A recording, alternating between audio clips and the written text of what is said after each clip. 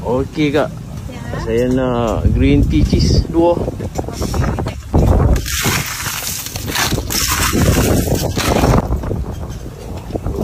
Ini siap hancur dah. Siap hancur dah.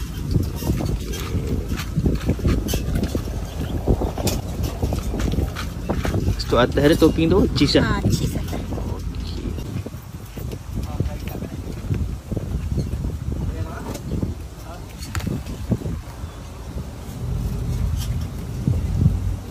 Ini kita bakar lah.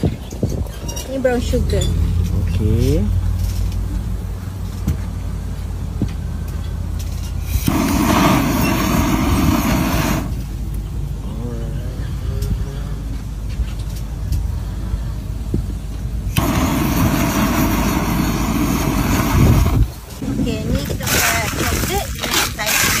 Okey. Oh ni teh ha? Ya, ni dia. Okey.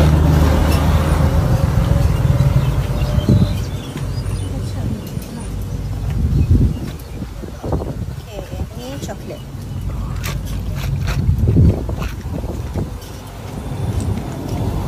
Okey. Oh ya. Ya, step dia sama je. Kita letak cheese kat atas.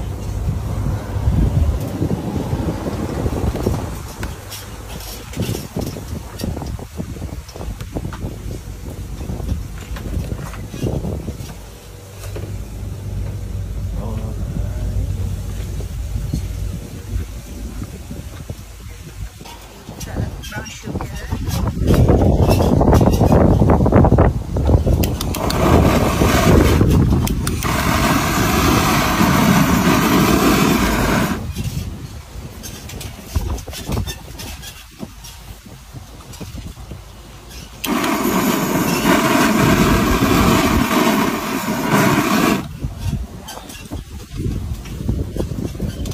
Sini buka hari-hari kedai? Hari Jumaat.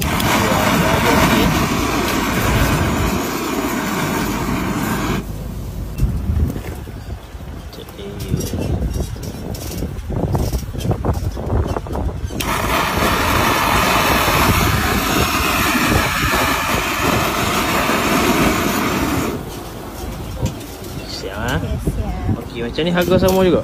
Sama juga. RM10 eh.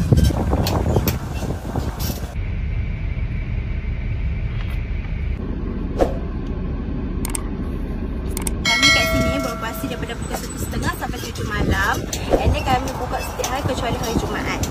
Hampa nak main kat sini, hampa boleh search Google Map Thai Tea Cheese Bakar